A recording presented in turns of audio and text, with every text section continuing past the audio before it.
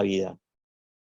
Y entonces dice, en este esfuerzo, no, 2 versos después, en el verso 40, dice, no hay pérdida ni disminución. Y dice, cuando uno entiende de esa manera las cosas, cuando uno practica, esto es ya lo que estamos hablando, ya es karma yoga, ¿no? El hecho de realizar una actividad porque es nuestro aporte a la sociedad, nuestro aporte a la naturaleza, sin estar esperando, sin estar pendiente de un resultado, eso ya es karma yoga. O sea, es la acción desinteresada, ¿no? Cuando nosotros actuamos porque es porque hemos adquirido ese compromiso, porque queremos servir, porque queremos colaborar, eso ya es karma yoga. Entonces él dice, aquellos que están en este sendero, en el verso 41, el siguiente, que son muy resueltos, están muy determinados, han comprendido cuál es su rol y actúan de una forma muy, muy firme, ¿no? Porque, por otro lado, aquellos que no están resueltos, ¿no?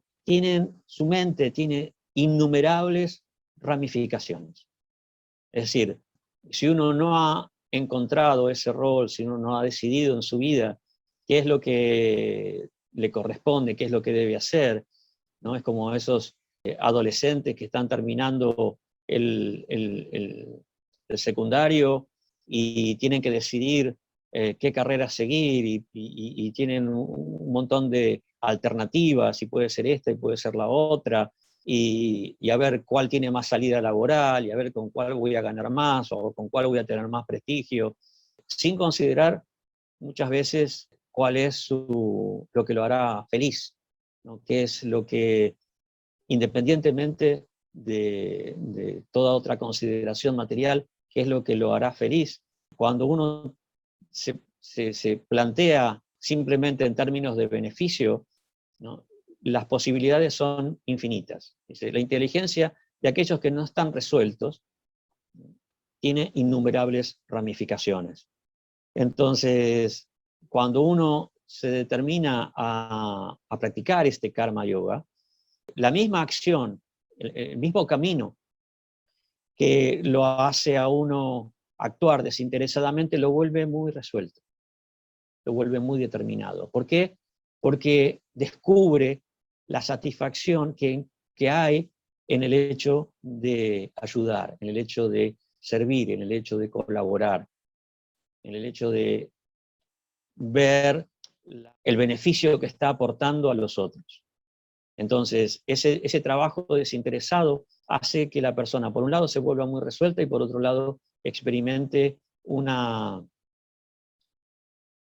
felicidad interna que no puede experimentar nunca cuando está pendiente de la ganancia que va a tener. Entonces, por otro lado, dice aquellos que no están en este sendero, que están pendientes de conseguir algo, de poder disfrutar por el resultado de su obra, de su trabajo, entonces esas personas nunca desarrollan ese compromiso, nunca desarrollan esa determinación resuelta de prestar servicio.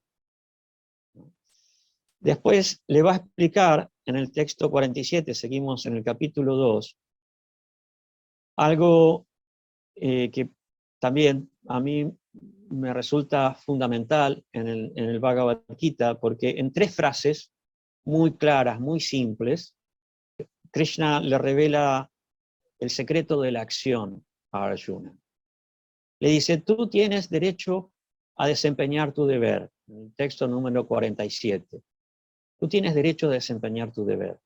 Es decir, a cumplir con tu dharma, a cumplir, a actuar de acuerdo a tu naturaleza, a hacer lo que te hace feliz. Tú tienes ese derecho. Eso es algo que simplemente cualquier persona puede reclamar y puede luchar por ese derecho, ¿no? Como en los derechos de la ONU. Todo el mundo tiene derecho al trabajo, todo el mundo tiene derecho a la educación, todo el mundo tiene derecho a la vivienda, todo el mundo tiene derecho a la alimentación, etc. ¿no? Acá Krishna está diciendo, tú tienes derecho a tu dharma, a desempeñar tu deber prescrito. Dice, pero no puedes estar pendiente de los resultados. No puedes estar esperando que, o reclamando que yo hice esto, entonces tengo que recibir esta recompensa. Y eso es algo chocante, ¿no? Te dice, tú tienes derecho a desempeñar tu deber, pero no a los frutos de la acción. Es algo que no resulta muy simpático, ¿no? Es algo que choca. ¿Cómo que no tengo derecho? Yo tengo derecho a un sueldo, tengo derecho a que me reconozcan, ¿no? Entonces, en la línea siguiente le dice, porque no eres la causa de los resultados. No puedes considerarte de que los resultados estén simplemente determinados por tu acción. Los resultados de tus actividades en realidad no los determinan tus actividades. Los resultados los determina Dios, los determina la naturaleza, los determina el universo. Nosotros no somos los controladores de nuestros resultados, ¿no? Por ejemplo, yo estoy hablando aquí y pudo haber preparado esto, y generalmente, ¿qué es lo que me pasa cuando preparo algo? Después me sale otra cosa. Yo mayormente no controlo el hilo de mis pensamientos y hacia dónde va lo que estoy diciendo. Y cuando trato de volver, generalmente ya las ideas dejan de fluir y bueno, digo cualquier cosa.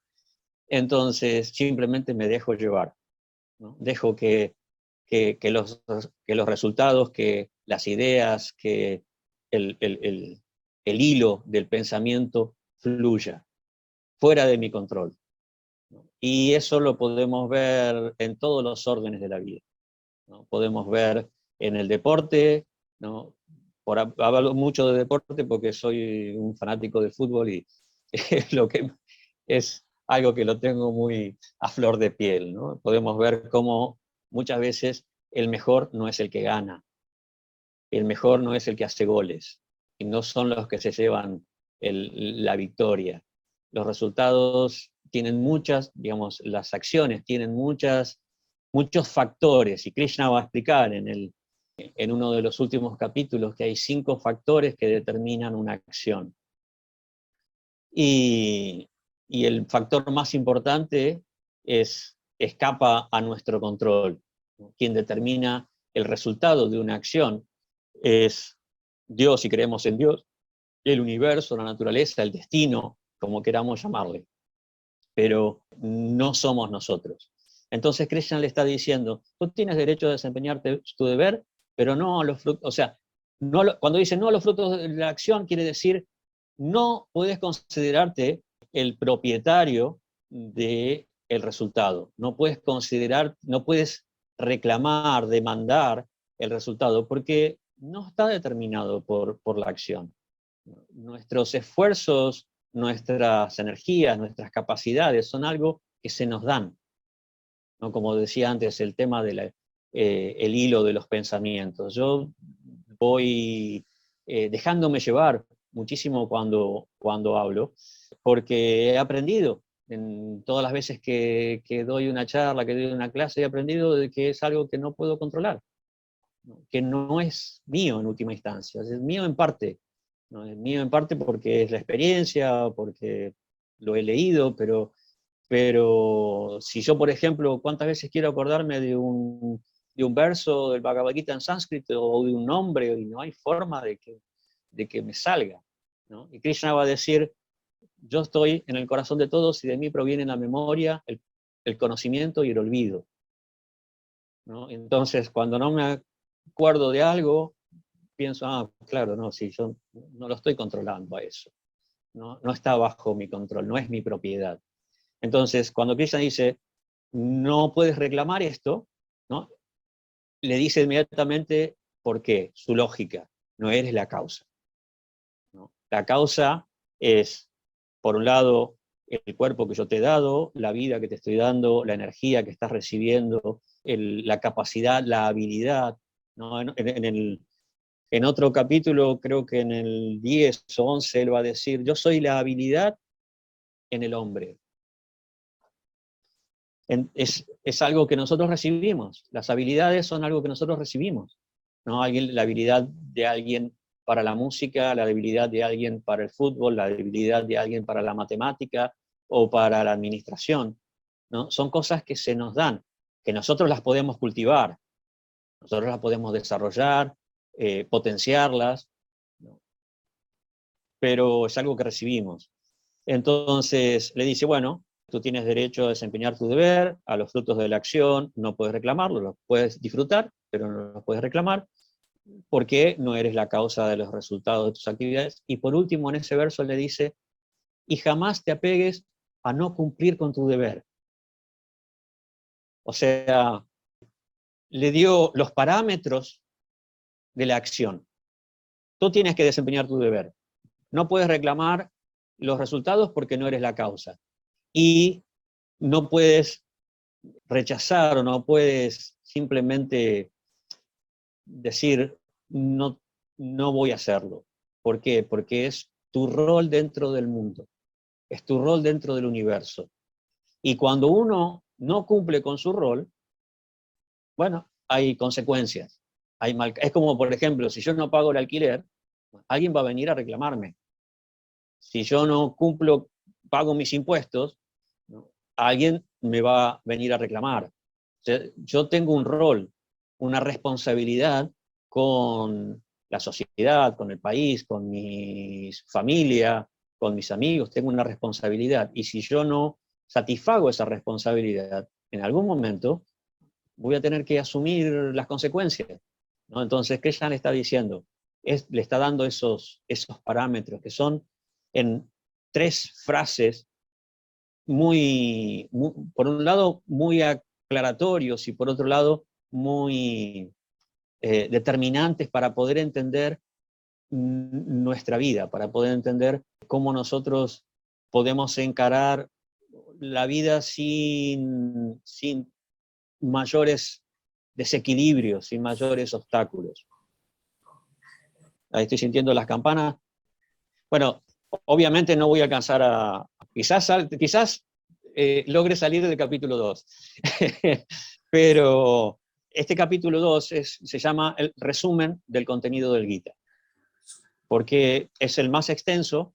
Encontramos, a pesar de que se enfatiza mucho el tema del Karma Yoga, es el principal, encontramos muchos otros elementos en este capítulo, que después se van a desarrollar más en los otros capítulos. Pero es fundamental para poder entender cómo aplicar el conocimiento del Bhagavad Gita en la vida diaria. A ver, vamos a avanzar un poquito más adelante. Después, ahí también encontramos otras cosas, otras instrucciones muy, muy prácticas, ¿no? En relación, por ejemplo, a lo que decía recién, de que uno tiene la obligación de cumplir con el deber y no lo puede rechazar, y no considerarse el propietario del resultado. Dice, aquellos que disfrutan, aunque simplemente se contentan con disfrutar del resultado de sus actividades, son avaros. Y bueno, esa es una imagen bastante gráfica, ¿no? El avaro es una persona que a nadie le gusta.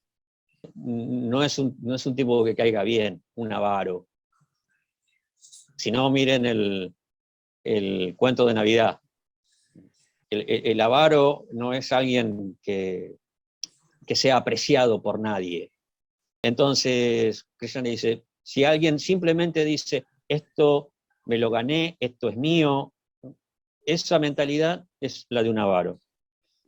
Entonces, y por otro lado, aquellas personas que se dedican a este karma yoga, que se dedican al hecho en el verso 50, va a decir, que aquellos que actúan desinteresadamente, que se concentran en la actividad en sí, que tratan de dar lo mejor y que lo comparten con los demás, dice, esas personas se libran tanto de las reacciones buenas como de las malas, es decir, se libra del karma.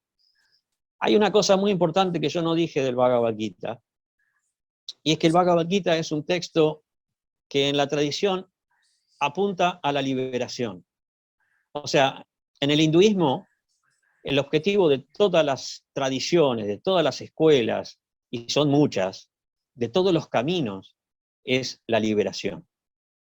Sí, lo que dije fue, la idea al principio de la instrucción de Krishna a Arjuna era entender la diferencia entre el cuerpo y el alma y poder establecerse en esa identidad espiritual, en esa identidad que no cambia y que es eterna. Pero no es solamente eso, es alcanzar, por usar un término común, alcanzar todo el potencial del alma. Y todo el potencial del alma significa volver a su hábitat, a su dimensión, en donde no tiene que nacer y morir reiteradamente. Entonces, el Bhagavad Gita en general apunta en esa dirección, a la liberación, como decía, como todas las escuelas, todas las tradiciones hindúes. Entonces, acá en el texto este que yo estaba diciendo, en el texto número 50, él va a decir que uno se libra tanto de las reacciones buenas como de las malas, porque las dos, ese karma bueno, ese karma malo, aunque mayormente se identifica el karma como algo malo, no es así. El karma en un sentido literal es la acción correcta, es la acción que cumple con las regulaciones, que cumple con la moral, que cumple con la ética. Eso es karma, ¿no? Algo que da buenos resultados. Lo otro, lo que da más resultados, se llama vikarma. Pero bueno, popularmente se identifica el karma como algo negativo. Pero tanto el bueno como el malo son cosas que nos atan a este mundo. Es decir, yo hago una acción y para recibir el resultado de esa acción, la consecuencia de esa acción, necesito un cuerpo material porque es una actividad física. Entonces, las consecuencias son físicas. Y eso significa que el ser sigue atado a lo físico. Entonces, a lo que apunta Krishna a lo largo de todos los caminos que da y a lo que apuntan todas las tradiciones y todos los caminos que encontramos en el hinduismo, es a que el alma pueda liberarse. Entonces, por eso es que dice, se libra tanto de las buenas como de las malas reacciones. Si uno quiere recibir las buenas, está bien, ¿no? O sea, ascenderá en un nivel evolutivo hacia planos superiores, pero incluso en esos planos superiores tiene que experimentar la temporalidad del mundo. Entonces, y después da una definición del yoga muy interesante. Dice, porque por consiguiente, esfuérzate en el yoga, que es el arte de todo trabajo. Es una definición, después va a dar otras, pero es una definición que a mí siempre me llamó mucho la atención, porque es una definición muy amplia, tiene que ver con lo que venía diciendo, o sea, el hecho de concentrarse en la actividad en sí, poder saborear, poder apreciar, establecer el vínculo, establecer la unión con la actividad, con el trabajo, y hacer la actividad que sea como una meditación. El músico, el futbolista, el matemático, el informático, ¿no? Si logran conectar con la actividad en sí, ¿no? Está meditando. Entonces Krishna dice, eso es yoga, es el arte de todo trabajo, es poder realizar una actividad con una absorción, con una concentración completa, total. Y eso es lo que le pasaba a Arjuna en la batalla. En el caso de él era su yoga. Entonces, siguiendo un poquito más adelante, hay otro texto, número 52, que también me resulta muy útil, muy práctico en la vida, que dice, cuando tu inteligencia haya salido del espeso bosque de la ilusión, es decir, la ilusión, todo eso que decíamos antes, el hecho de estar esperando el resultado de las actividades, de estar pendiente de si voy a disfrutar esto que estoy haciendo, si no lo voy a disfrutar, interesarse más en las consecuencias que en la actividad en sí. Dice, cuando tu inteligencia ya no esté afectada por eso, te volverás indiferente a todo lo que se ha oído y a todo lo que habrá de oírse. No estaremos, por un lado, no estaremos pendientes de cuántos likes nos dan en el Instagram o en el Facebook, ¿no? Pero bueno, eso es, digamos, algo más contemporáneo y superficial. Pero no estaremos tan pendientes de lo que opinan, lo que dicen, y lamentablemente hoy en día la gente está muy pendiente de todo. La apariencia, la superficialidad, nos crea ansiedad y, y no es algo sano, no es algo que nos permita, que nos haga feliz. No, por ejemplo, había un médico que explicaba la diferencia entre la dopamina y la serotonina. Y él decía, cuando tenemos algún placer momentáneo, estamos disfrutando de algo físico, ¿no? Hay una activación de la dopamina. El problema con la dopamina es que nos vuelve dependientes de ese gusto, de ese placer. Entonces es algo muy, muy momentáneo, muy temporal. En cambio, la serotonina tiene que ver más con una satisfacción interna, con un estado de felicidad. Entonces, cuando nosotros estamos pendientes de lo que nos digan, de la glorificación, del reconocimiento, del premio, del like, ¿no? Eso es una activación de la dopamina. Y es algo momentáneo, no solamente que es momentáneo, sino que además estamos después completamente cada vez más dependientes de eso, ¿no? Hoy en día la definición de adicción se ha ampliado muchísimo, ¿no? Porque se entiende que las adicciones no se limitan a las drogas o al alcohol, ¿no? Las adicciones, las personas se vuelven adictas a muchas cosas. Se vuelven adictas a la figuración, se vuelven adictas a internet, se vuelven adictas a relaciones, se vuelven adictas a tantas cosas, ¿no? Y eso tiene que ver con esto, con la dopamina, y tiene que ver con lo que dice Krishna acá, que uno cuando supera eso, cuando supera esa consideración de cuál es el resultado, uno se vuelve indiferente. Uno dice, se vuelve indiferente a todo, no que se vuelve indiferente a los demás, se vuelve indiferente al egoísmo, se vuelve indiferente a la expectativa de que yo soy el disfrutador, yo soy el centro, yo soy quien se merece esto. No, no es una cuestión, no confundir, no es una cuestión de infravaloración, no es una cuestión que se mezcle con la infravaloración, sino al contrario, ¿no? Cuando uno sabe que lo que uno está haciendo es bueno, no está pendiente de que se lo digan los demás. Cuando uno sabe que lo que uno dice es correcto, no importa si le dicen es correcto o no es correcto. Uno está seguro. Entonces es cuando uno se vuelve indiferente, como dice Krishna acá, a lo que se ha oído o habrá de oírse.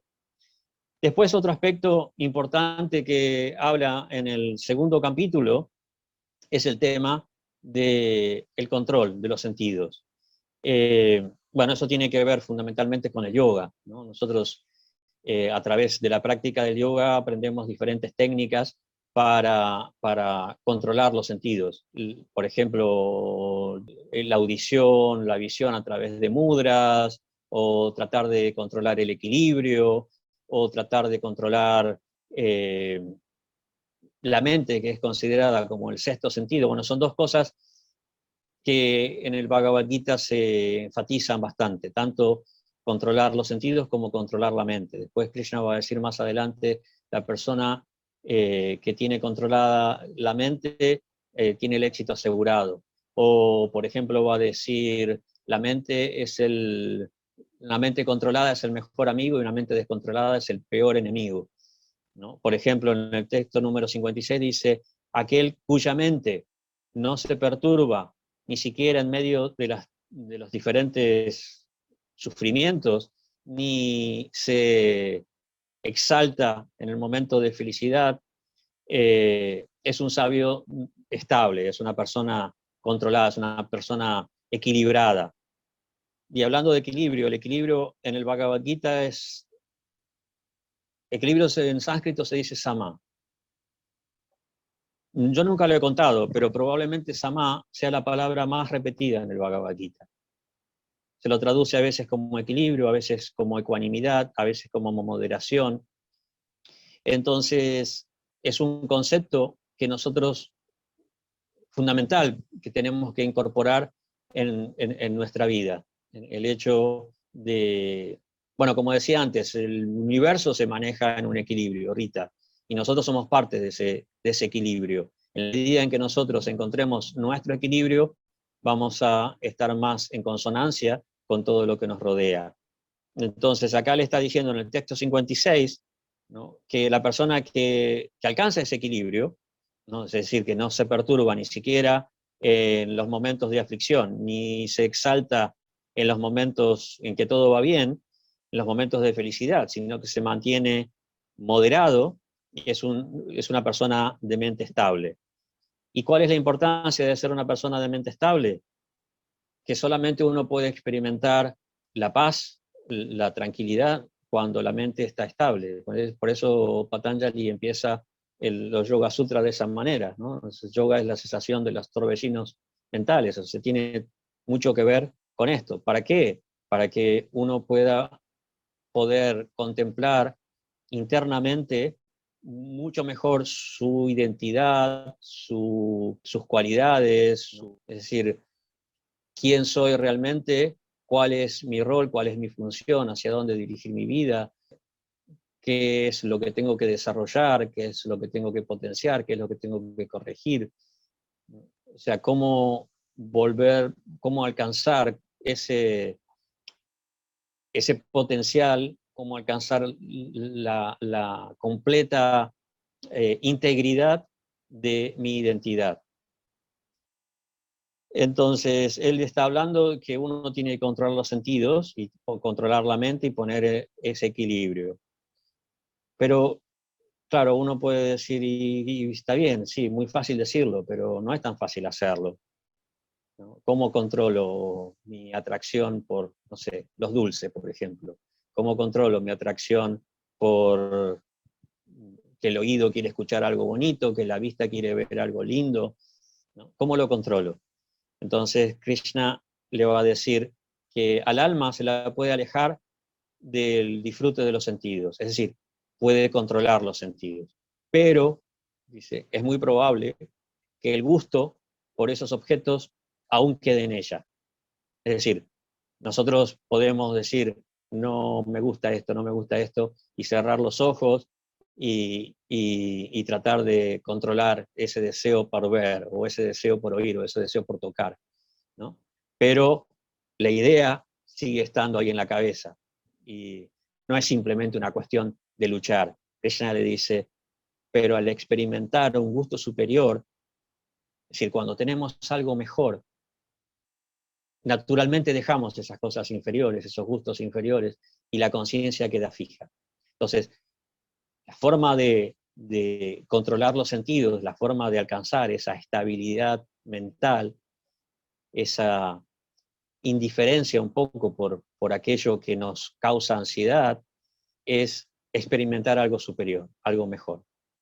Entonces, esto tiene que ver con lo que decía antes, de la importancia de tener una experiencia interna, una claridad mental, una claridad para una paz interior, para poder ver quiénes somos. Porque en sánscrito se dice que el alma tiene tres características esenciales: Sat Chit Ananda. Sat es existencia, existencia, eternidad, Chit es conocimiento y Ananda es bienaventuranza o felicidad, satisfacción. Esas son las cualidades esenciales del alma.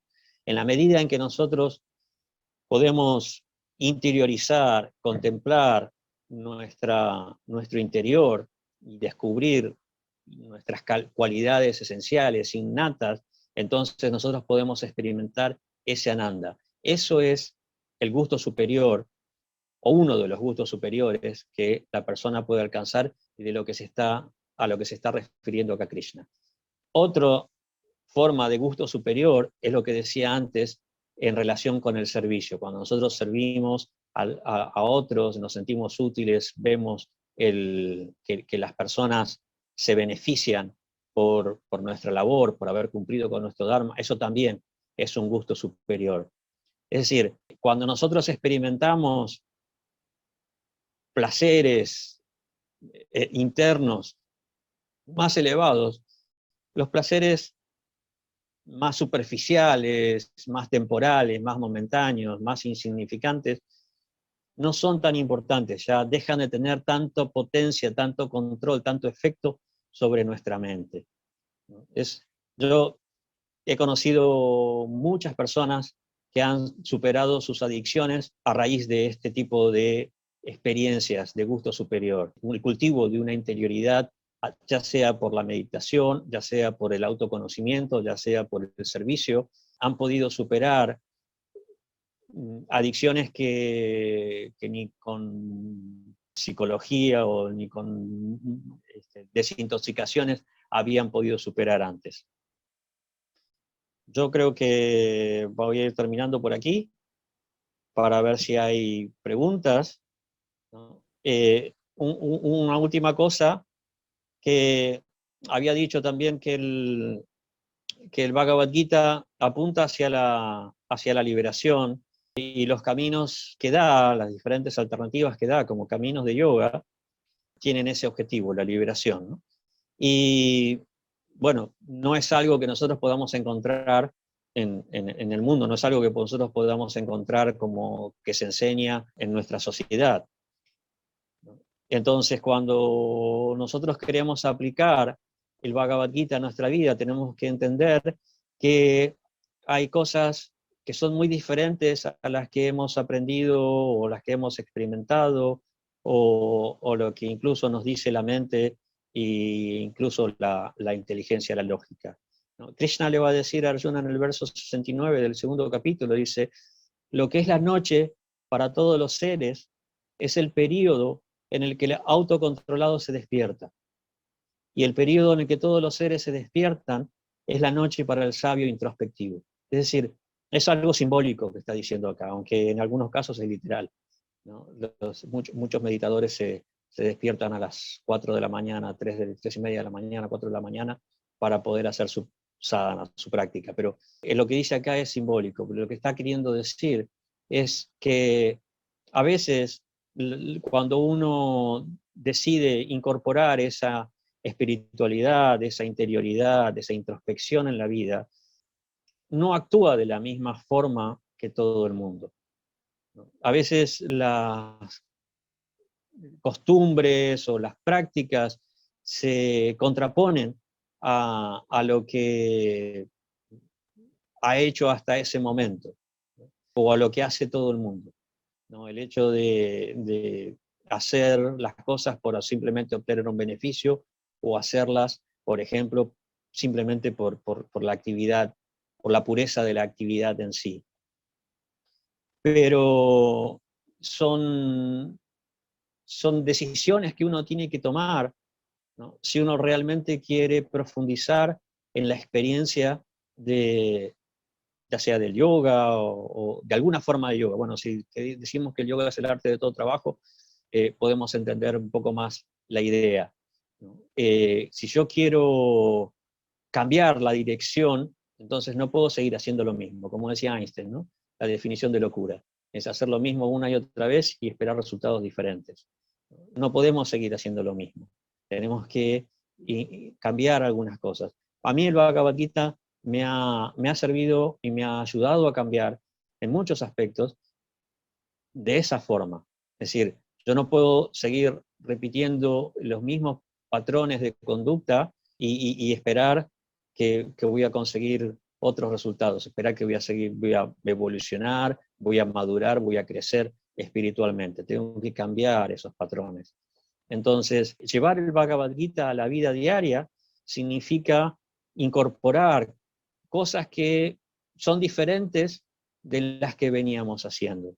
Y entonces podemos conseguir el resultado, podemos conseguir el beneficio de lo que se explica en el Bhagavad Gita, ¿no? Por ejemplo, en el texto 70, un par de textos después dice, solo puede encontrar la verdadera paz la persona que renuncia a que su prioridad sea simplemente la satisfacción sensorial, ¿no? Que vive libre de deseos, ¿no? Y después en el capítulo 3, Arjuna le va a preguntar, pero ¿cómo es la persona que alcanza ese estado? ¿No? Entonces Krishna le vuelve a decir, ¿no? que se libra de los deseos. Dice, deseos que surgen de la invención mental. Porque nosotros en nuestra mente somos quienes sobredimensionamos las cosas, especialmente aquellos que estamos esperando, ¿no? Si yo gano este trofeo, me voy a sentir el campeón del mundo y pensamos que, wow, ¿no? Y eso es la mente que nos está haciéndonos. Y después cuando pasa, bueno, sí, muy lindo, muy bonito, pero tampoco es que no alcancé, no me volví Dios, o no, por más que tenga la camiseta 10, ¿no? Sigo siendo una persona y puede ser que mañana ni se acuerden de mí, o sea, no, pasó el momento y pasó, ¿no? Pero la mente nos lo pintó como algo, lo máximo, el topmost de la realización de mi vida. Y bueno, sí, conseguí el título, genial, conseguí el trabajo, fantástico, pero no pasa nada, la vida continúa, como decía el anillo de un cuento, esto también pasará, pero la mente lo hace crecer. Entonces Krishna le dice, bueno, es la persona que se ha dado cuenta de que esos deseos simplemente surgen de la invención mental y los pone en su lugar, ¿no? No les da tanta importancia. Entonces esa persona puede experimentar la paz. Y cuando experimenta la paz, entonces puede experimentar la felicidad. Porque no puede haber felicidad sin paz. En relación a lo que decía antes de la dopamina y la serotonina, muchas veces nosotros identificamos la felicidad con un placer momentáneo, ¿no? Y no es lo mismo, ¿no? Y a veces los placeres momentáneos nos volvemos tan dependientes que ya pierden el gusto, pierden el sabor, ya no son tan placenteros. Aquello mismo que nos daba tanto placer, repetido va perdiendo su sabor, su placer, y ya se vuelve algo negativo. Entonces, cuando nosotros nos concentramos en eso que es tan temporal, tan momentáneo, no la confundimos con la felicidad. Eso no es felicidad, eso es simplemente un disfrute temporal, momentáneo. Y a veces eso que perdió el sabor, con el deseo de recuperar el sabor, lo volvemos más intenso. Y ya lo que hay simplemente una descarga de adrenalina. La felicidad, dice Krishna, necesita de la paz, ¿no? Si yo quiero saborear algo, ¿no? Mis sentidos tienen que estar concentrados en eso. Tienen que estar concentrados en eso, tienen que estar, digamos, un poco aislado del ruido, ¿no? No puede haber ruido, tiene que haber paz. Entonces yo puedo disfrutar de la música, puedo disfrutar del sabor, puedo disfrutar de un momento con una persona. Y esa es la importancia de encontrar la paz mental, de controlar la mente, de controlar los sentidos, etc. Hay muchísimo para hablar del Bhagavad Gita, pero bueno, podemos estar aquí muchísimo tiempo y todo el mundo tiene cosas que hacer.